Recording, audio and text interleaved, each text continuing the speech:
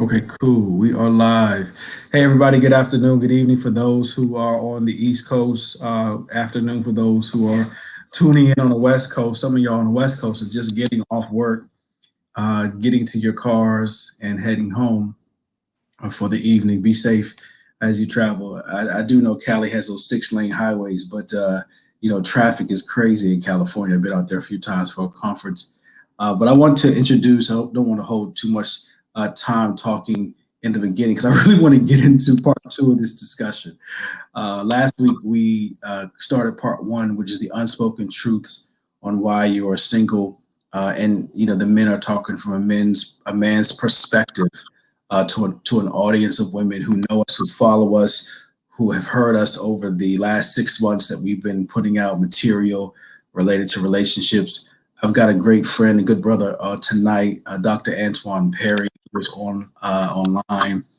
He hasn't been on the show yet, but I'm so glad that he's on tonight because tonight I really want to focus on the scholar piece, the scientific piece, Dr. Perry, behind why so many women who are desirous of relationships have a hard time being in one.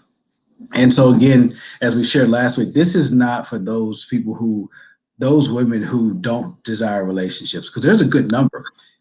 Research literature has shown that about 49% of women who are single want to be single. They desire singleness. And there's many reasons, right? For careers, they desire singleness, because they're just taking time for themselves, get to know themselves, self-discovery, self-exploration, you name it. There's a copious number of reasons, but the 51% of women who are single and desire relationships, we want to talk to you for the next couple of weeks. So tonight, I want to talk about a Pew Research study that was conducted in 2019, a couple of years ago. And Dr. Perry knows, when we do research studies, we have to be very careful that we don't speak about the study as if it's the entire nation. Only 5,000 individuals took this survey between the ages of 18 and 60. So, we'll see kind of what the research is saying. Hey, Helen, good to see you. Helen said, hey, I'm in the 51% of those who are single and looking for relationships. So if you can, those who are listening, please share this session, this episode tonight. We've got Dr. Antoine Perry, who is with us tonight, and we're going to talk a little bit about the science behind some of this Pew Research studies and statistics that have come out. Dr. Perry, hey man, it's good to have you on. As I mentioned in the green room in the back, man, brother, it's been a couple of months, man. I think COVID has just kept us all in the house, so I had a chance to see you since last year, brother. But it's good to lay eyes on you. Glad you're doing well. Absolutely appreciate the invite. Always looking, look to have good conversation with you because you and I, we can chop it up and laugh. I'm thinking tonight's gonna be a good conversation. Oh yeah, I'm excited about it. Okay, so it's gonna be a strong power hour. I promise you guys we'll be out of here in an hour. If you missed last week, please go on Facebook and hit the replay button. It was a really good opening for this conversation. So in episode two, one of the things that I want to discuss tonight, we'll kind of move swiftly, Dr. Perry, through some of this. In the Pew Research study that came out 2 years ago, one of the findings suggested that half of those who are dating now says dating is harder than it was 10 years ago. Now, this is men and women. These are 5,000 men and women who took this survey ages 10 to 60. And they're saying that dating is harder now, 2021. I mean, 2020, we probably would expect COVID, right? But this study came out before COVID. And the study suggested it's harder.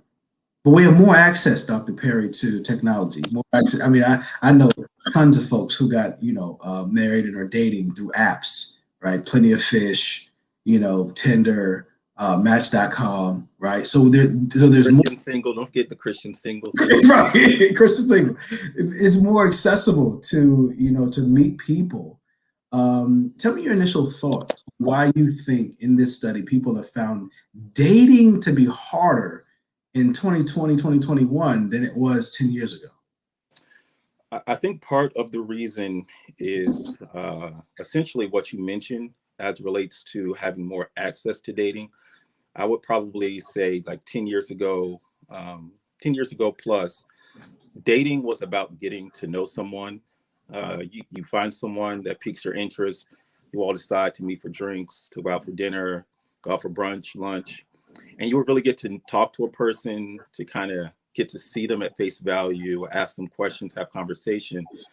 But I think part of the reason why it's changing is because there is so much accessibility. There's, like you said, so many apps, not just dating apps. People are dating through Snapchat. I mean, every means of technology, people are connecting, which is a good thing, but they're also putting everything out there on the app. So if you have, tell me more about everything out there, because first thing that comes to mind, and you and I have been, we've traveled overseas and had some amazing times, and so the first thing that comes to mind when you say everything out there, is it how they look, or everything out there as far as how much they're making a year and what homes they own? all of that. The things that we probably would want to know on a date. Not that saying it doesn't happen, but if you're on an app, you're putting information out there about yourself initially. So where you live, what your hobbies are, what your interests are, but then starting conversations through the app. And I'm just using the app as an example. You're asking the questions that you would ask before you even get to the date. So for a lot of people, at least experience of the friends I have, they don't even get to the date because they kind of say, you've kind of reached all your red flags with me before we even get anywhere. And they're trusting that is enough information to make a decision. So that's just one example that I think that with technology, it's definitely a good thing because it gives you more access to more people, but you also kind of put yourself in a bubble and kind of say, you know what, I'm not even going to meet with the person, because there could be a person that you don't have much in common with, that you could possibly meet up with that person and realize that, there is that human connection. But I definitely think part of it is, just that app life. Once you get like fully invested into that app life, it turns into a whole lifestyle. And some people miss out on things doing that. Yeah, it's part of your day, right? You wake up and you're checking Instagram, Facebook, but you're also checking Tinder, Plenty of Fish, Christian Mingle, Single, whatever you call the app. You're checking that. Did you get any inbox messages? All that kind of stuff. So I can see how it becomes a lifestyle. But I also have something else. Yeah, go ahead. That just came to mind. I was actually speaking with some friends this week with some ladies, and they mentioned that it was harder to date because it's difficult to find men on their level, which I found to be such an intriguing statement. But again, when we think about our society, we have people who are more successful, more educated than they've ever been. They're making the most they've ever made compared to 10 years ago. So then when you look for that person who's on your level, that also makes it difficult because women have progressed and are progressing much quicker than men in general. So that probably has something to do with we it. talked about that last week a little bit, and I'm glad you mentioned that specifically in the Black community, that Black women, and this as a college professor, that Black women have more education than Black men. It's pretty equal amongst white men and women, Asian men and women, and not so much with Latinx, but in the Black community, it's a huge disparity. So when you mention that date somebody on my level, last week we did talk about education. Some people mentioned some points about how you can be the Mark Zuckerbergs of the world and make a lot of money and not go to college. So it wasn't us promoting that college education was the way to go. But I think that that's a vehicle to provide a good means of living, good income, right? There are other ways to get income other than going to college. But you're right. Women are asking that men be more on their level, but women have left men in the dust when it comes to education and when it comes to, I think, career advancement. Around me in the Black community, I see more women of color who are advancing very fast, very quickly than I see brothers. in the community. And 10 years ago, I don't know that I would have said that. And even with businesses, the fastest growing market for business owners are Black women. So when you meet a Black woman who says that I'm looking for a man on my level, and she's a business owner, Right. business owners are a small percentage of the population in general. And if she's a Black woman who's interested in dating a Black man, the numbers just keep getting smaller and smaller. So if that's how you define your level, there are going to be some challenges. Yeah, yeah. Curious though. Let's just switch gears. I know we're talking from a man's perspective to single women who are desirous of relationships. Well, because this study was also taken by male participants, I'm curious to know your thoughts, Dr. Perry, on why you think men maybe have subscribed to this notion that it's harder 10 years, it's harder now than it was 10 years ago.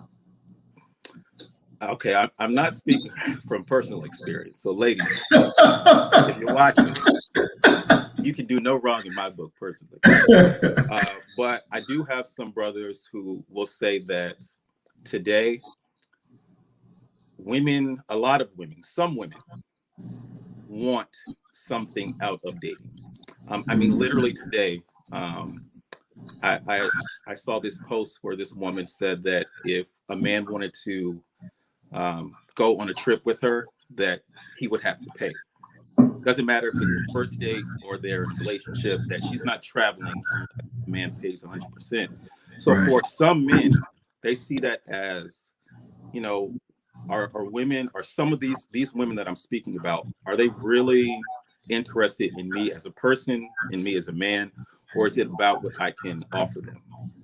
It's like I'm a credit card offer, like I'm the platinum American Express card. Like, what can they get out of being in connection with me? And for some brothers, that's just a no-go. Like, I'm not, especially if you're the type of man who has had negative experiences and you have maybe been used in the past, like you're very leery of participating in that type of situation.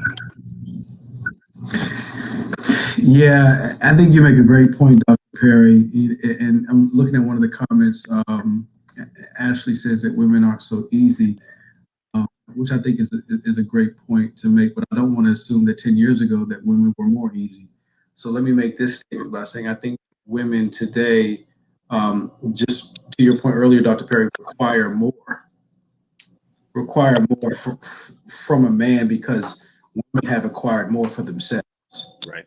Which I don't think is a bad thing. I think that's a No, great thing. It's not a bad thing. to I think you mentioned something earlier. Not that it's a bad thing, but I'm wondering at what point do women, the reason also suggested, we'll talk about this next week, that men who were responding to the question about why it's hard to date, many of the men were saying because women make themselves so unapproachable. Right? And so I don't know if 10 years ago women were more approachable, right, compared to today. So just your quick thoughts on, have you had any of your guy friends, make that same statement that women tend to be unapproachable when it comes to dating? I don't have that experience. I don't know any men that would think that way. But also personally, I've had a shift in the way that I approach women. So probably 10 years ago, I would have said it was challenging or difficult to approach women. But in 2021, I don't have that because, I just don't have that problem. But that's because of the shift that I've made personally in my life. I actually used to be intimidated or afraid and not think that, women are women. Like, facial expressions don't, like, if you pique my interest, I'm gonna say something to you. I don't care what. Right. You're right. So for all the shy brothers out there, they got to take a page out of your book. Hey, Fred, it's great to see you, man. Our special guest tonight, Dr. Antoine Perry. Fred is with us, man. And this is a good brother, man. It's just been dropping some gems on this research study, Fred, that I pulled from Pew Research Center. 5,000 participants. Fred talked about why dating is difficult. And so we're just pulling out some of the pieces from that research article. and Dr. Perry has been sharing some shedding some light on that. But Fred, feel free to jump in before I move on to the next question. We just recently discussed, Fred, that this part of the research study says that half of those dating now says dating is harder than it was 10 years ago. Now, Fred, you and I both know, man, it's been, forever and a day that you've dated. You and your wife have been together, for many, many, many years. But I'm curious to know, at your job, because you do oversee tons of nurses, and many nurses in your building are women. And those who are dating, who are single and dating, have they expressed to you, Fred, troubles in dating and reasons why? Yes, they have. I actually was reviewing last Tuesday's episode, and one of the doctors that I worked with, a young minority female doctor, was over my shoulder watching the episode, and she started talking about some of her difficulties dating. And it was very interesting and insightful, actually. I think that the difficulties dating are dependent on your station in life, and not just necessarily your socioeconomic station, but your age and level of maturity, at the time that you're dating.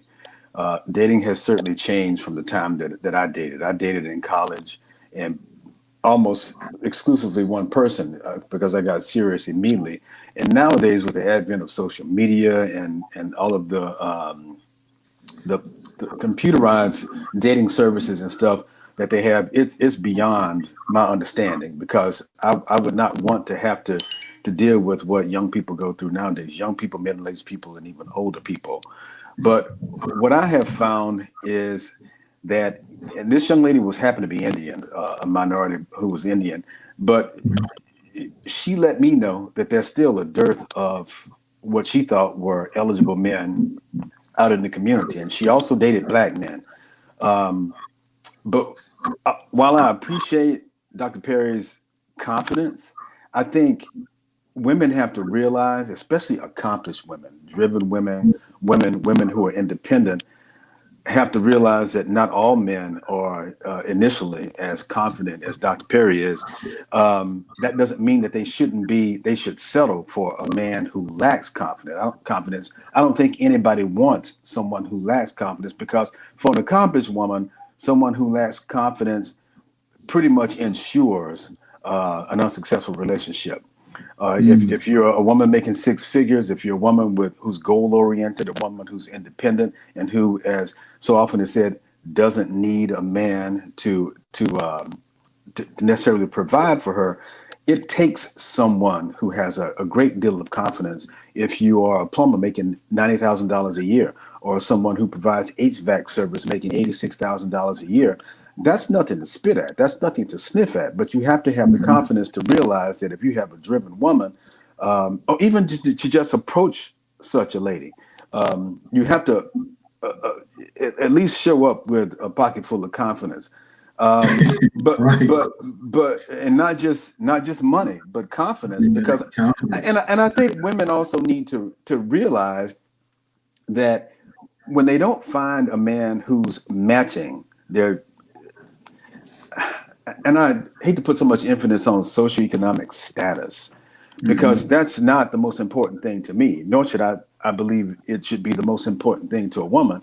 But if you encounter somebody who is not making $150,000 a year and you're making 125 or 130 or whatever, maybe you should not be looking for someone who matches you in your so-called status, but someone who matches you in your determination, your drive, your work ethic, and your confidence. You're looking for somebody who you can surrender to, submit to, someone who can be the dominant force in your household, someone who could be the bottom line in your family and the bottom line disciplinarian among your children, your 15, 16-year-old son, should you get to that point in a relationship.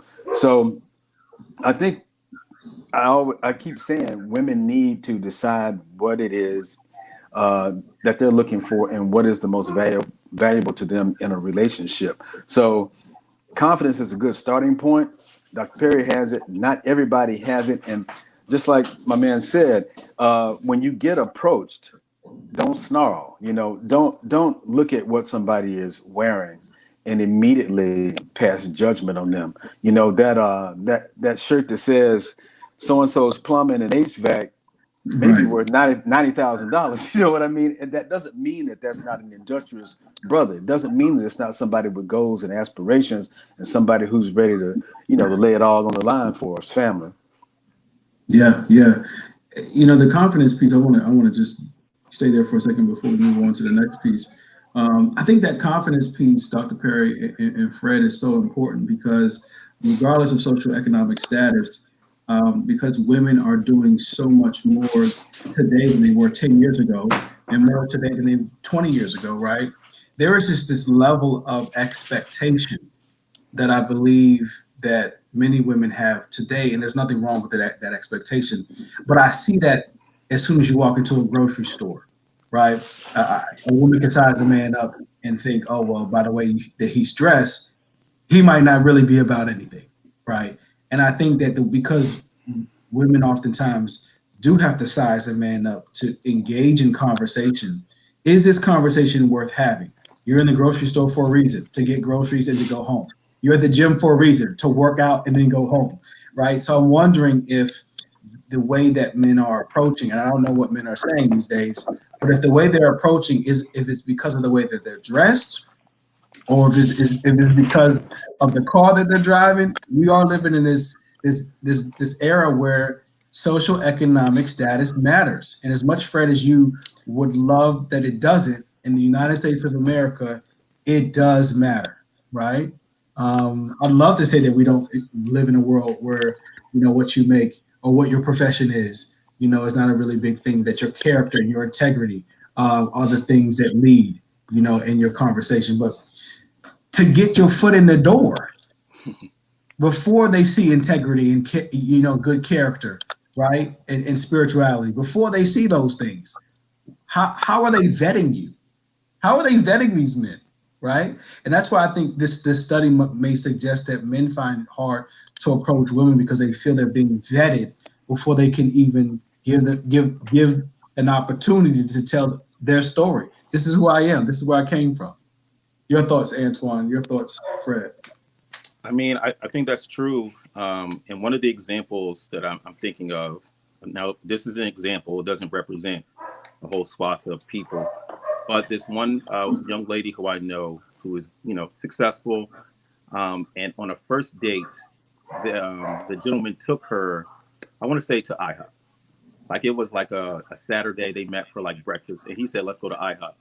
She said to this man after they finished eating, I will never see you again. I can't believe you brought me to IHOP," as if that was an insult to her. Now, she found out afterwards that this gentleman is an attorney, does very well. And then she kind of wanted to say, well, I just don't like IHOP. It wasn't about. Now, that was what she found out afterwards. But for some women, again, not talking about all or most, but for some women, it's almost like, if you don't pay for dinner, if you pay for half, if you ask me to split a check, there won't be a second date. If you take me to an IHOP or a Waffle House, there won't be a second date. When, again, men like myself who have went overboard on first dates and realized that the woman just was hungry and she didn't have any interest in me, some men have said, you know what, I'm tired of getting used like that. So let me test to see, is it about a connection that we possibly have? Or is it about what you can put on Instagram or what you can tell your friends? I got them to spend $200 on dinner for a first date. For some men, they're not trying to do that no more. That's why I do drinks now. Let's meet for drinks. Right. When I finished my PhD program in West Virginia and moved back to DC in 2018, I lived off a shoestring budget while in my PhD program. I was a full-time doc student.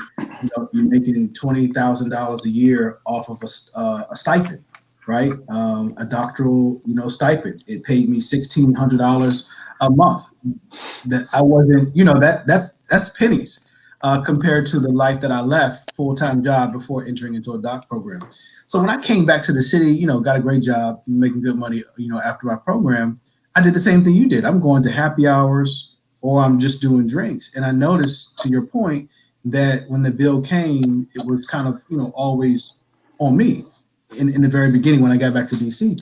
And so I started saying, hey, let's go half, let's go, let's go Dutch. And that seemed to be a very strange ask, a very strange request, right? And I wondered, like, I've been gone from DC for 5 years when it seemed like it was okay to make that request before I left. When I returned, it just seemed crazy to ask a woman to go Dutch or to go half. I missed my whole bachelorhood, man. But I was broke the whole time I was dating, so that's I can't relate. But the thing I can speak to is that no matter how much times have changed, values and decency just don't. Women have to understand that they're being vetted as well.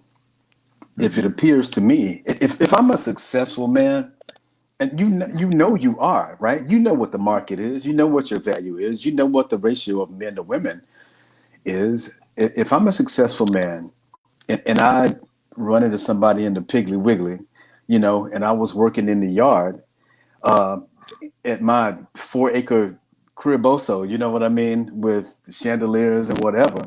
But I do my own yard work just because I like it. And I show up in the Piggly Wiggly to get some Gatorade, right?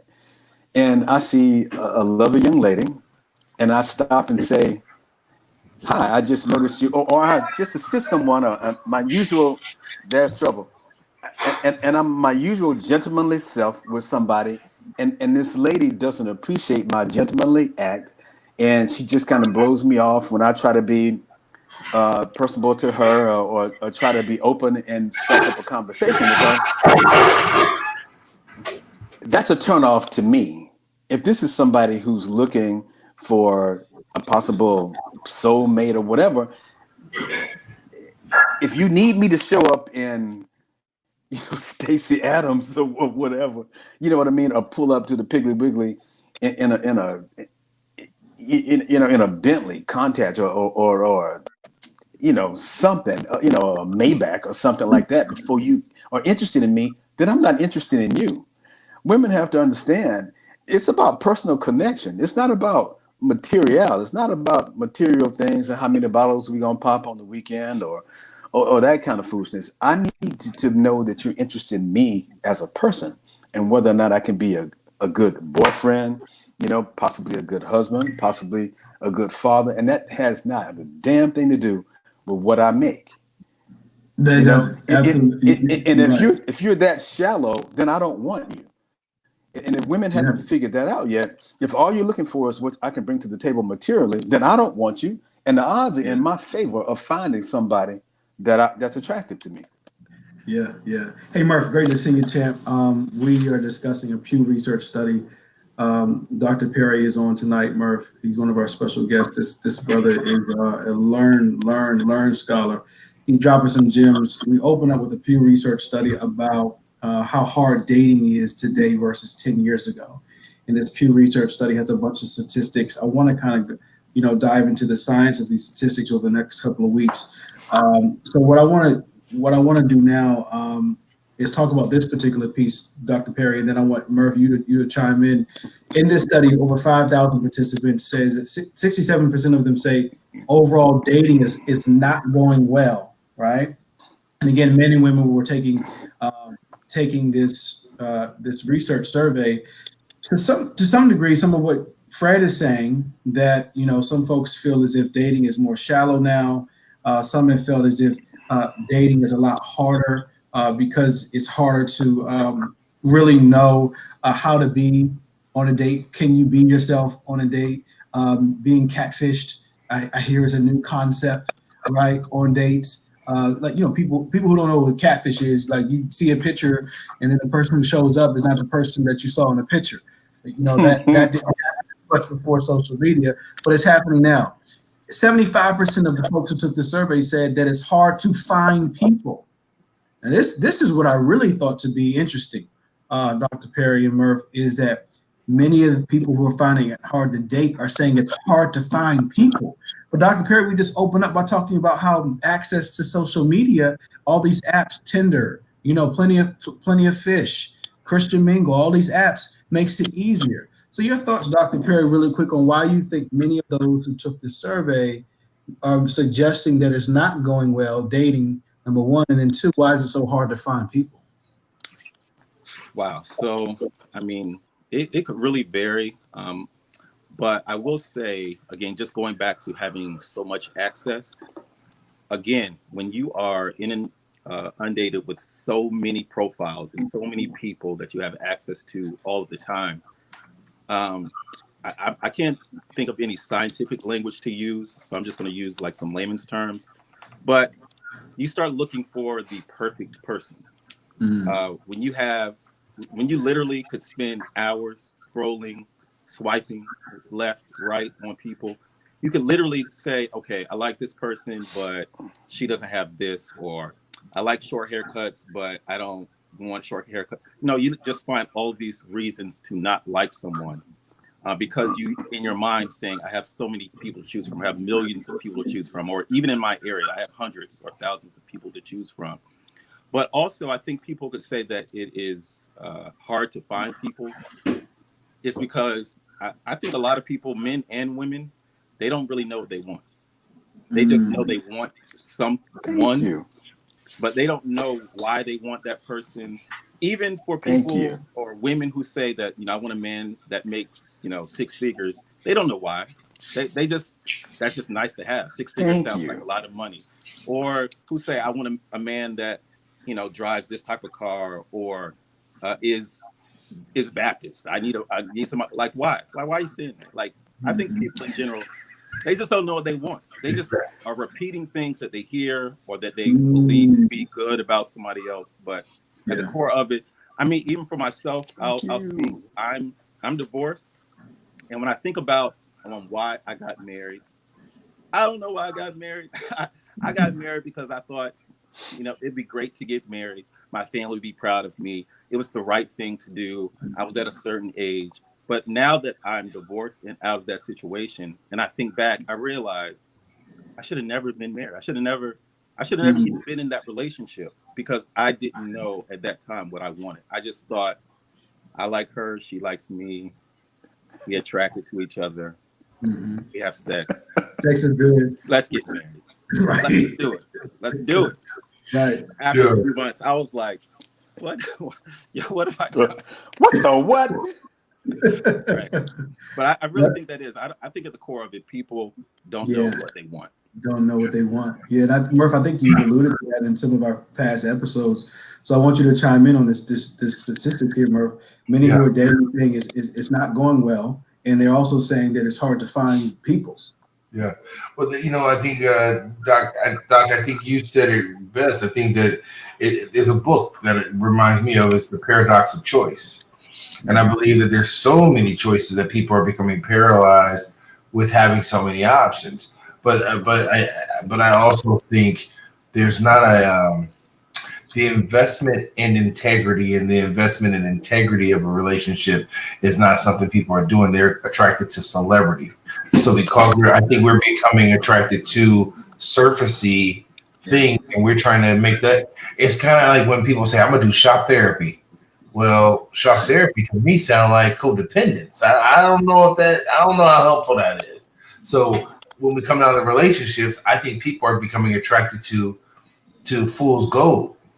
So when there's not people out there are people out there. It just, you think that dude is a lame, and you attracted to the drama because the drama is exciting. The drama is popping bottles. The drama is showing you money because the drama is not stable.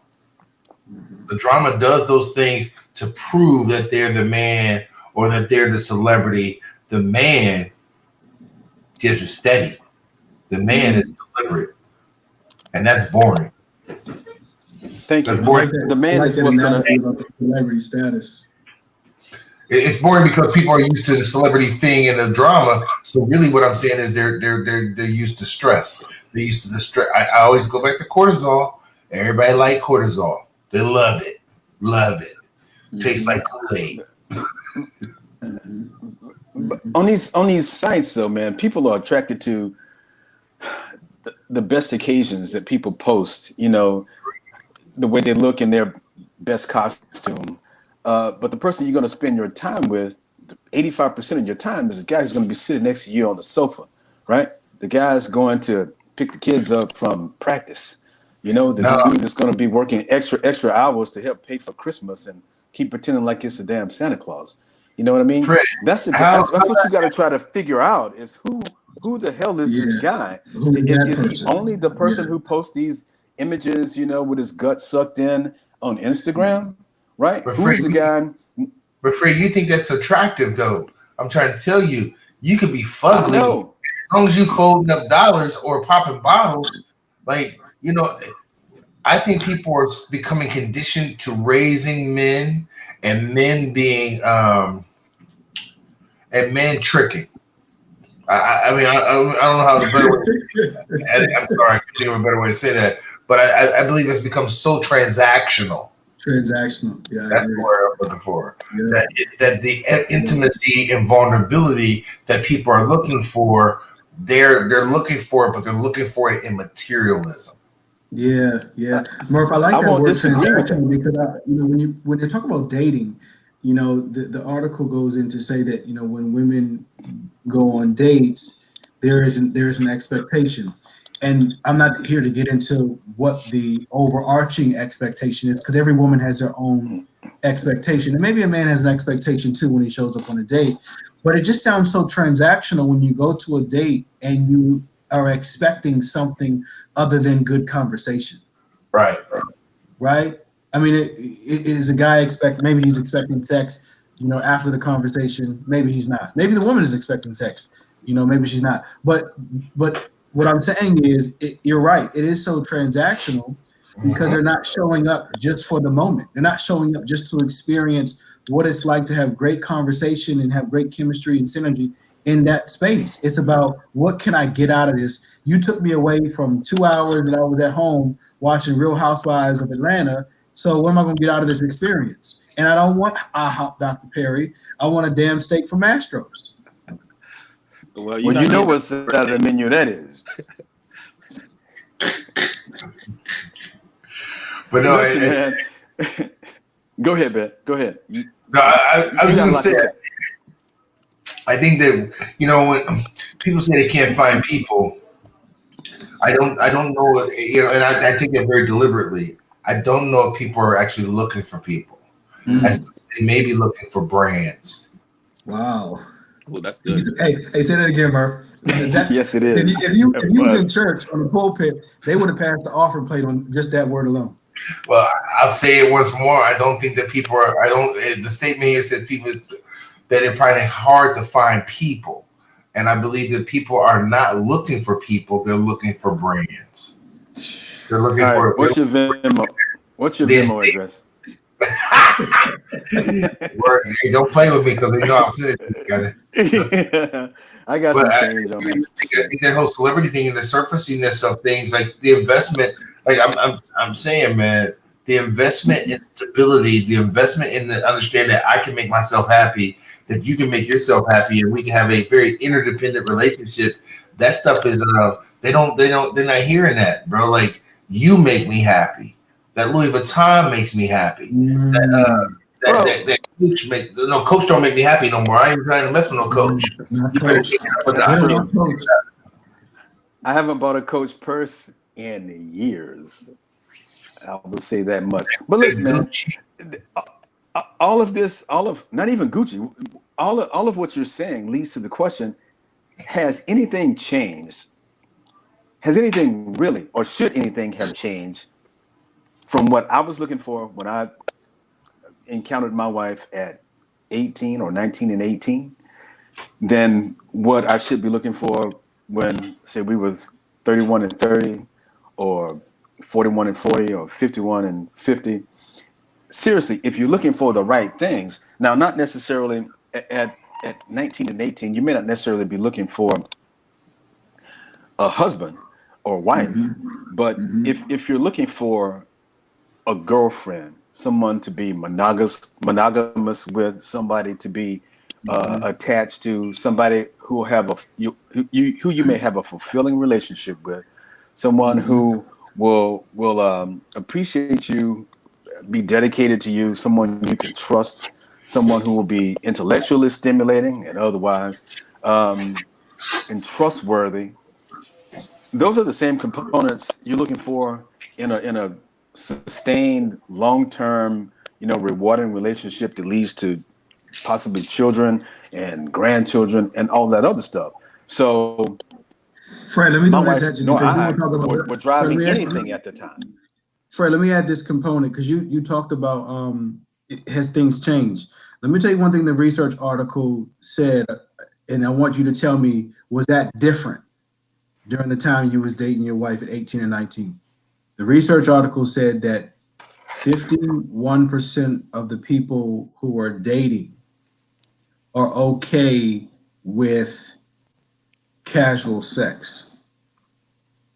Yes. Was that still what it was? Yes. Okay. Yeah. Probably 75. I was in college, man. It was 80, 95% of the people were.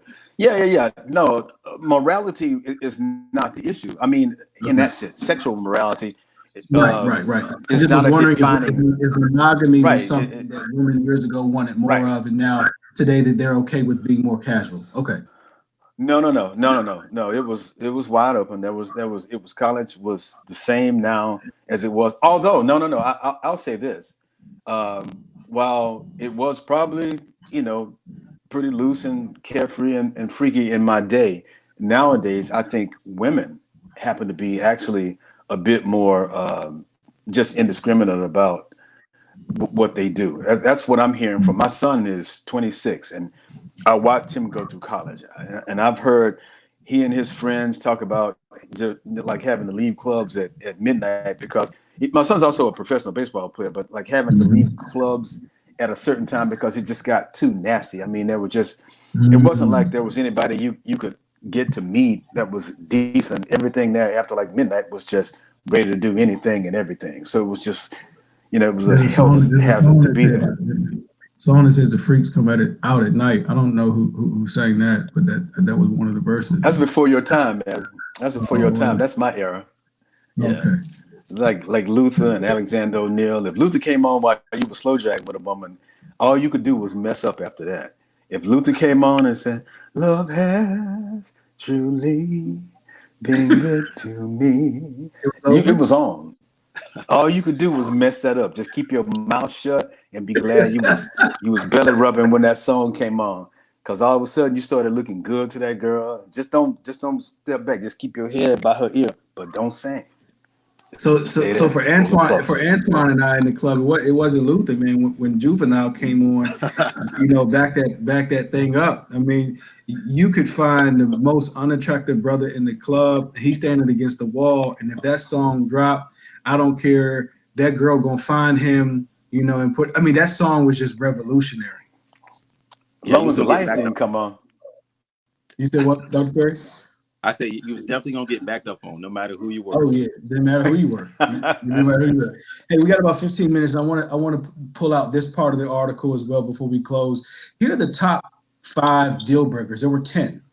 The top 5 deal breakers in this research study amongst those who are dating in numerical order. Number 1, I don't want to date nobody long distance.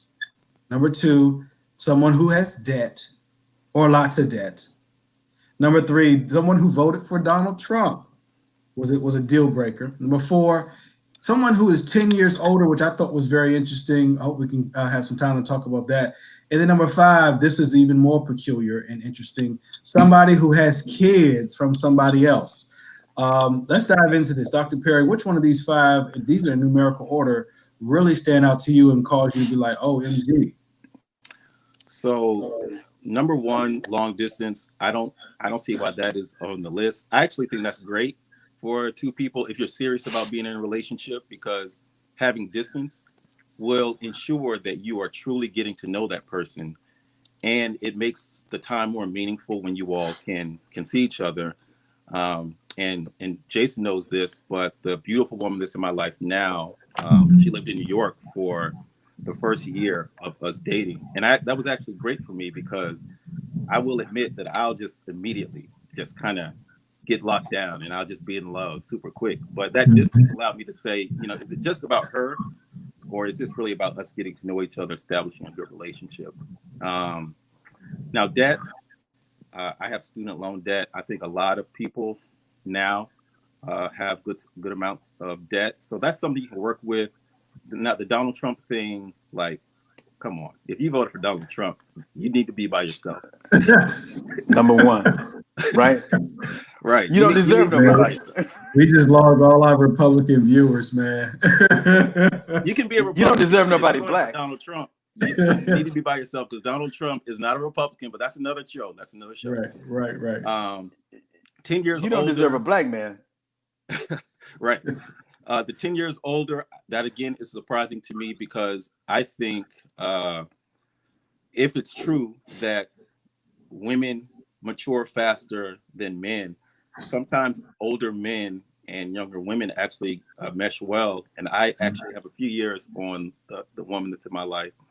And then the last one, after you reach a certain age, I mean, it's not 1950 anymore where, you're shamed or you're sent away to a secret camp for a year if you have a child. Like today, especially if you're at least 30, chances are that 9 times out of 10, that person's going to have kids. So people who, and I think one of the issues is with this list, excluding Donald Trump, but for some people, it's not one of the 5. For some people, they literally have to be all of these things, plus they have to 6'6", plus they have to like weigh 280 and like all muscle, plus they have to have an 850 credit score. I actually just found out this month that credit goes up to 850. I mean, literally, I think for a lot of women in particular, they're looking for their, knight in shining armor to literally have like every one of these things. And I'm not saying that standards are too high, but I'm saying that, in the real world, people have issues and people have problems. They have kids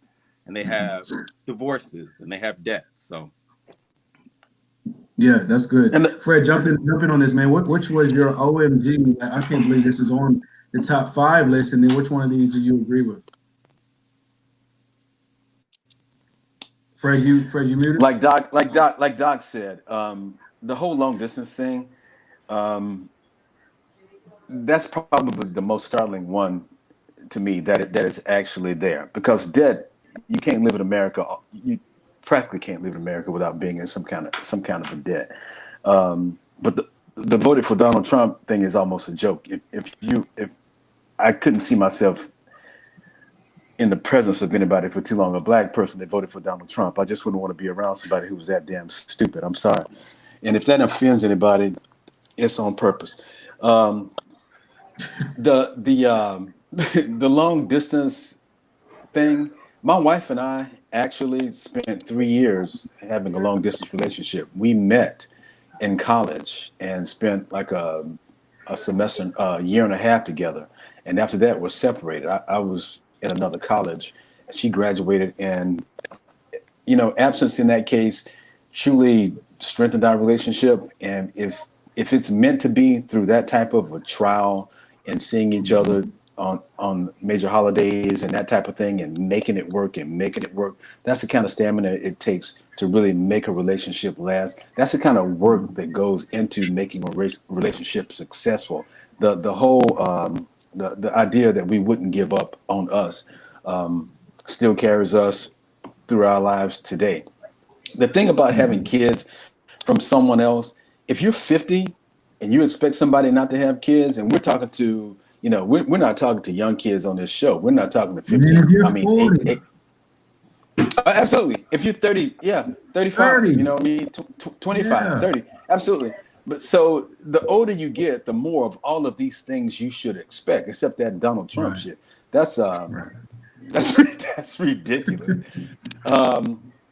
And the 10 years, the only caveat is the whole 10 years or older. About 5 years between people is not that significant to me. The difference between 45 and 50 is not that much. The difference between 50 and 55 is not that much, but it seems to me, though, as a healthcare professional, as a medical person, the older you get, the faster you seem to get old. There's going to be a point as you age where 60 and 70 is a lot different. So you have to be prepared for that. If you have a relationship with someone that's long-term, I think you have to look not just for current success in your relationship, but future success and future happiness. And that's not to say that you should totally, disregard the possibility of yoking yourself, so to speak, with someone who's 10 years older than you. But you have to be prepared for the reality that at 60, if you're sexually active, if you're also physically active, if you're a cyclist, if you're somebody who likes to walk a lot, you have to make sure and plan for a decline in physical health of somebody who's 10 years older than you and be ready to make an adjustment. Yeah, that's a good point. That's a great point. Murph, dive into these, man. These top 5 deal breakers, again, numerically, 5,000 people took this survey, men and women, 18 to 60, and felt like long distance, that Trump, 10 years older, and someone who has kids were deal breakers. Yeah, I think the one I'm going to tackle is the one that voted for Donald Trump. I think that the reason why that would be a challenge, not even because of the rhetoric and stuff like that, not at all, but most of the people who I know who voted for Donald Trump have felt disenfranchised and have felt powerless, and they feel like that this person speaks for them in a way that empowers them. I think that would uncover something about my potential partner that would tell me that they're insecure. And so the Donald Trump thing would definitely be a challenge for me, because I would know underneath it all, you feel powerless and you need a gatekeeper or somebody else to, rally you on. And I don't know if that'd be a person I would want to have as a partner, period. I mean, black or white, because I've heard the Candace chick spit facts that are just, I wouldn't want her. I just would not want her. She's a little too much, bro. Yeah, I wouldn't want her. And has kids with somebody else. I don't know if that would be a problem as much as long as the relationship with the parent, the other parent, was intact. If that was drama, then it's going to bring drama, and I don't want drama. Because I will be parenting your child if your child's in my life, like I will be parenting. I have a choice. So I need to establish a healthy relationship with that man. And if that can't happen, then so be it. You know what I'm saying? Yeah. Long distance, my wife and I were away for each other for 2 years, and it definitely did build up because the crazy thing is I lived in Cleveland with a wedding ring on, and my wife lived here in Morgantown getting her doctorate. And the crazy thing was, man, I was more attractive. It felt like I was kryptonite because I had a wedding ring on. That's a whole nother show. We gotta have that show too. That's a whole nother show, brother. That made you attractive and reliable. No. It made me attractive. It made me attractive and disposable, bro. Remember that. Be married. That's another show too. You talking about dudes who are side pieces. That's a show. I have we no gotta experience in that. We gotta have it. There are plenty of men who are side pieces. It's not a gender thing. I mean, it's normal for men and women both to be side pieces, and I think we really need to talk about that, because I really want to understand the psychology behind why you sign up. And this is no judgment. I just want to understand why you sign up, man or woman, to be a side piece, and then number two, what the benefit is, because there is a benefit. If there wasn't a benefit, people wouldn't do it. So I'm just curious, like, what do people get out of it? Who are you going to bring on as guest specialist, and who's the biggest hoe who's gonna be? I got a friend. Oh my God! We're always got I actually probably have. I got a homeboy. He'll spit facts, son. Oh my God! Oh, but looking at this top five deal breaker, one thing I wanted to say prior to Trump being in office several years ago, number five, someone who has kids from someone else, that was one of my deal breakers. I remember at 30, 29, 30, 31, I was lucky not to have a child, blessed to have a daughter now, but I didn't have a child at 29 and 30. And so for me, it was like, well, if you got kids, I'm good on that because that's not my story. But to all of your points, there does come a time in an age where it's very common. And so how can you turn your nose up to things that are common? Someone having kids in their 30s, common, even late 20s, common. Long distance, come on, people travel, people, working remotely, people's jobs are getting moved to different cities. To say that you don't want to date anyone long distance, ladies, I don't understand how having a man who lives down the street protects you more from having a man who lives 4 states away. And you can't say his loyalty, because a brother who live across the street, if he getting it in, he gonna find a way to get it in, regardless where he lives, right? So I think that some of these deal breakers, we have to look at it and ask ourselves why they have become deal breakers. I know for me, because that wasn't my experience, but now I know that there's a lot of people who have kids. You just have to have a great relationship, I believe, with the child's, parent. There's a lot of co-parenting, and Dr. Perry, I know you've had experience in this area as well. Where you've had to parent, right, and then have relationship outside of your home, right, and so you've experienced that, and I think you now have a soft heart around that whole experience where you don't go into it thinking, well, I can't date nobody with kids. Right. And actually, after my past experience, the young lady had 2 children, and for me, who I don't have my own kids yet, for a lot of my friends, they were questioning like why I would do that. But I thought about my own experience growing up. I had my stepfather in my life, who was actually more active than my actual father, so that wasn't a deal breaker for me. But even after having a negative experience with my past relationship, and this young lady had horrible relationships with the child's father, with family, with everyone, I still wouldn't let that stop me, because I'm interested in a person. I'm not necessarily interested in a package.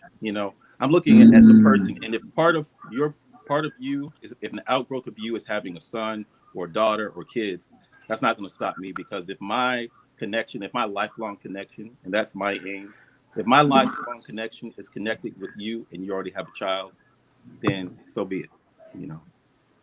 Yeah, but that's exactly what based on my experience, I could be the type to say, I'm never ever talking to another woman with kids again. But children are innocent. They didn't ask to be here, so I don't hold that against a woman.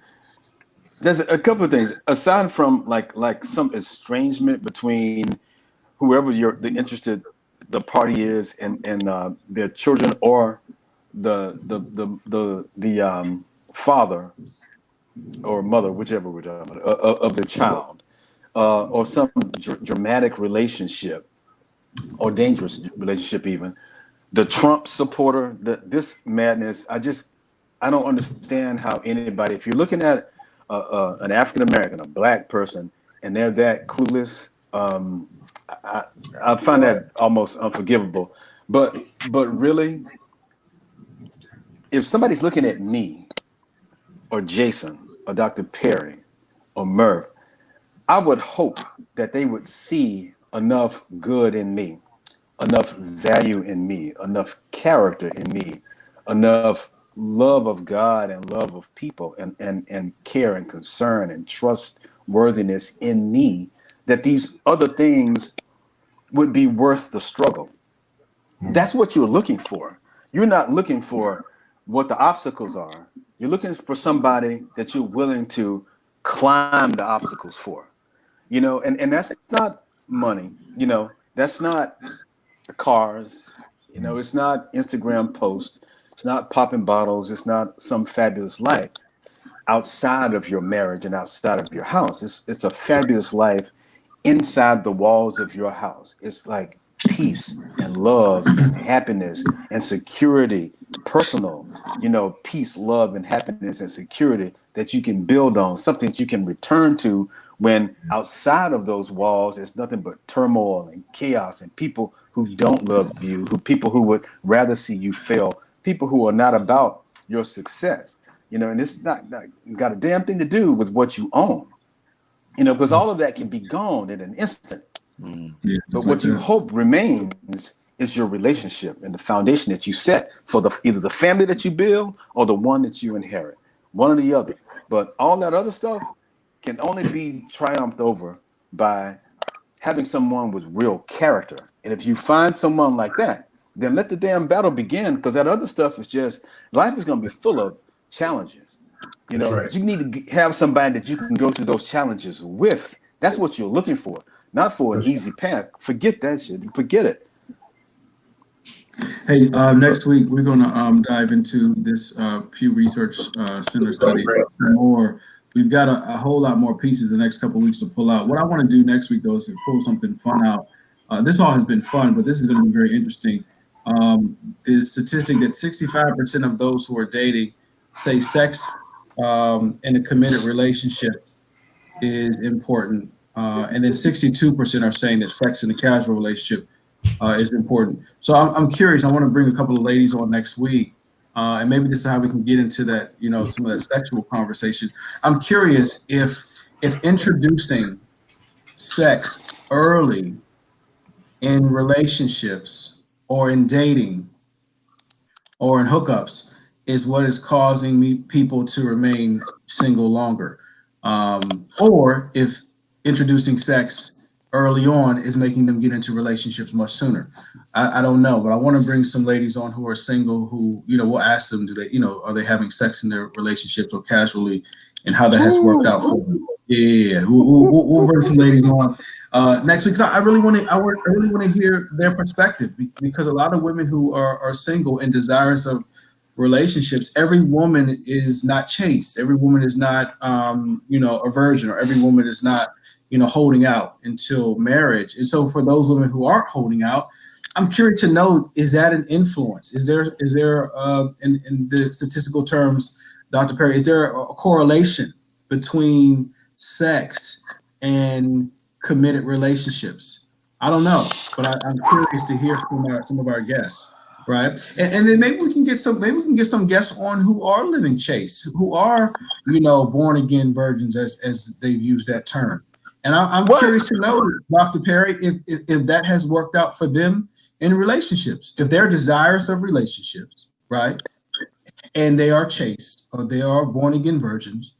How's dating for them? Has it been successful? So I mean, again, I don't know those answers, but we're going to dive into that next week. So if you're listening, please pass. Oh my God. Please pass this on to some friends. It's going to get a little dicey next week. We are not coming from a lens of judgment. We are simply just trying to understand if sex has any bearing or relationship with whether those find committed relationships or whether people are in and out of dating like a roller coaster.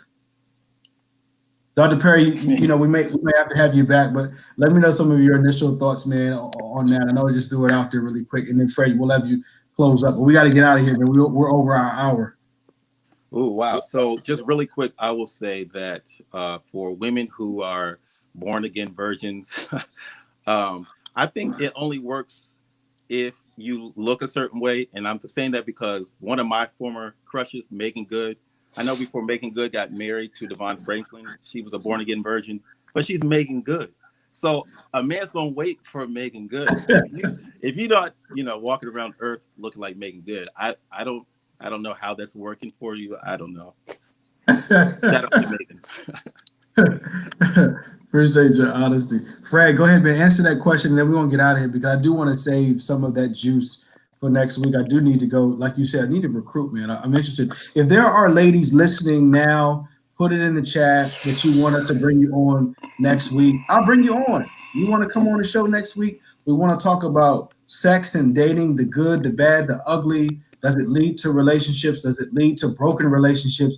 If you want to join next week, please put something in the chat. Send me an email. But go ahead, Fred. Your final thoughts before we head out. Man, it's hard to crystallize this and make it real concise, but I'll try. You know me.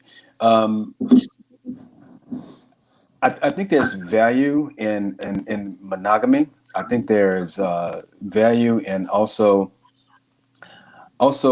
being thoughtful about your sexual relationships and limiting them significantly. It's a double standard, but I think specifically if you're a woman, I think it's also there's value in being ladylike, and as well value in being a born again virgin. Now, there's less value if you're a born again virgin after having 1,000 sexual partners, but being chaste is worthwhile. No man wants a product, not a product. I shouldn't speak of women in that way. I apologize. But a woman, I'll say, or someone that you cannot always have considered a lady. I think that's important, and I think a lady is thoughtful and reserved and careful about who she gets physical with. So it's important to me, I know, and I think as far as sexual relations go, relationships are early can be very important. If you have sex, it can lead to a lot of positive things. It can lead to trust. It can lead to a lot of positive outcomes. But it can also lead to, if you're a woman, a guy being got that and gone. So women have to be particularly careful because men are, just like we all are, creatures of hormonal habit and also immature, especially if you're young. So be careful about how you allow your body to be used. No man deserves you. And I told my daughter that. I have a daughter. We had a show on daughters. And be careful how you allow yourself to be used. No man deserves you. No man has the right to, or no boy has the right to, for you to be his sexual conquest. And men will say and do whatever's necessary to relieve themselves. So be careful. Have an elevated self-value and self-worth, and make yourself sexually scarce, because what's a one-night stand or somebody you think is just nice or somebody you thought you loved could turn into 100 or 200 sexual trysts. So be careful with your sexuality. Yeah, I appreciate that, Fred. Dr. Perry, it's been a real pleasure. We got to have you back, brother. You dropped some gems tonight, man. Really appreciate just your lens, just how you think, and I think your experience, your lived experience, you brought out. But also, good brother, you got a good number of single friends who do come to you for advice. So I do know that this type of conversation is so worthwhile. So look forward to you coming back and joining us.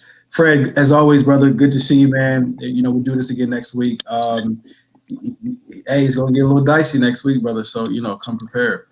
Thanks to you, Doc. Hey, you fit right in, and I'm not sure that's a compliment, but welcome to our little zoo. It was a pleasure, man, meeting you. It really was. I appreciated having you on the show.